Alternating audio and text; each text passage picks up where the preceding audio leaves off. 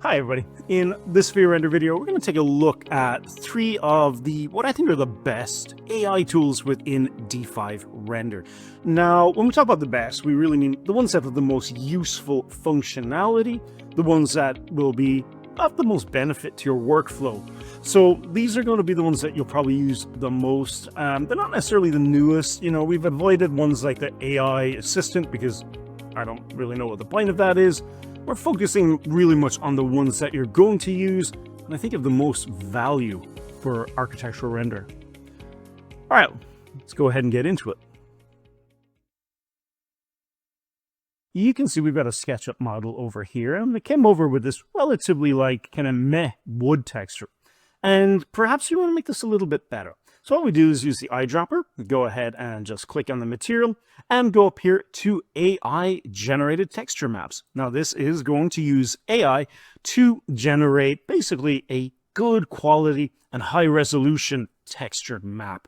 You can see it's added our normal map, our specular, our roughness, and our AO as well. In addition, if we actually change this to displacement, and then we run the AI tool again, it'll actually generate a height map for us so we can get a bit of a better result overall.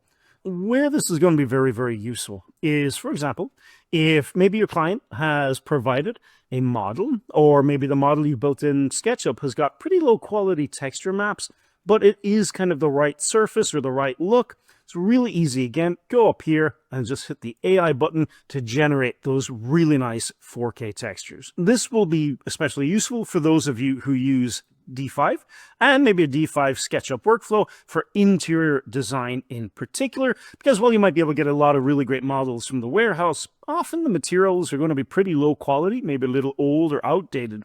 And so in order to get the best results within D5, just use the AI tool to convert them to proper 4K textures.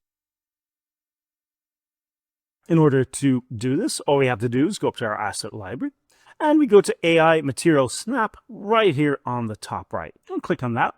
And you can see I will need to load up a reference image, so let's do that first. All right, and we've loaded up our Snow White Pebble material, and I'm going to make sure that I turn displacement map on as well. I want to make sure I actually get a displacement map produced from D5. All right, now that we have this ready, let's go ahead and click Generate. When D5 is done generating, you can see we have a generated material. Now, D5 will also intelligently suggest other materials from the library that you could potentially use, but all in all, this looks pretty good. I'm going to click Apply up here, and then I'll be able to apply this to my model.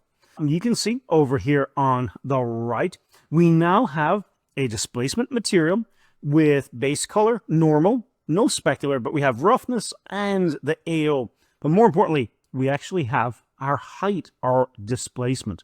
You can also see here as well, we can go to Preview and go to Results, and we also have an option to add this to our local library. So if we want to use it again in any other projects, we can just do that. Successfully added to local. Now the material itself looks pretty good. I am, however, going to have to make some adjustments, including the stretch. You can see I want these pebbles to be more like pebble size.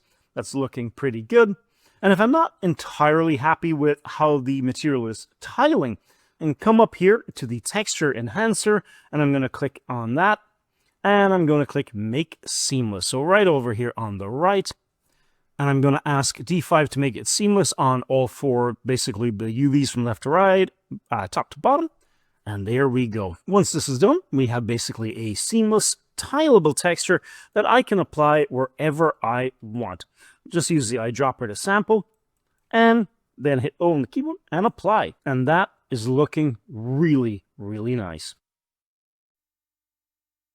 All right, everybody. So the last tool that we want to talk about is the D5 AI Image Enhancer. Now, it's been around for a while and keeps getting updated, but it's unbelievably useful tool. So in order for it to work, we just need to go to Image. We need to make sure that we pick a resolution and pick 6K. That's the highest we can actually get with this. I need to turn on channels and make sure AI post channel is on. Once I do that, I'm going to change mine to a JPEG, and I'm going to start rendering. This is going to take a little bit of time depending on your hardware. So I'll pause the video and we'll take a look at the end result once we've gotten to the AI Enhance screen. So with our render done after about 8 minutes, which is it's about right for an 8K image with a lot of foliage, we click on the AI Post-Processing tab. This will bring us to this. Now, I'll click on Scene 1 here. This is the current version that we've got. I'll click on that. And once we do that, we'll go to this kind of preview mode here. Now, we have a few options here. Down the bottom, we can download the results of our enhancement. We also make some changes effect-wise. And then, if you're going to use Photoshop, you can probably skip all this.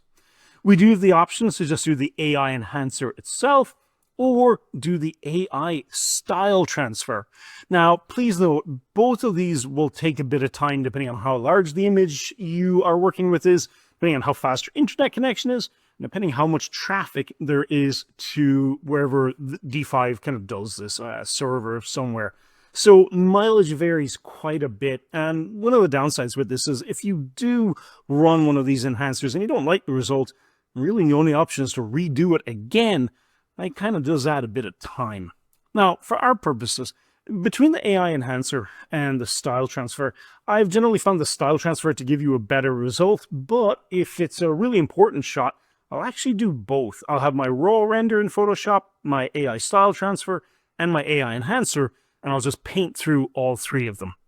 Let's take a look, though, at the AI style transfer. You've got a few really nice options here, most of which, honestly, you're not really going to use, like voxel rendering, marker, maybe, very nice, pencil sketch. Some of these are very artistic looking, but, honestly, I don't know who really is going to use a lot of these at the moment.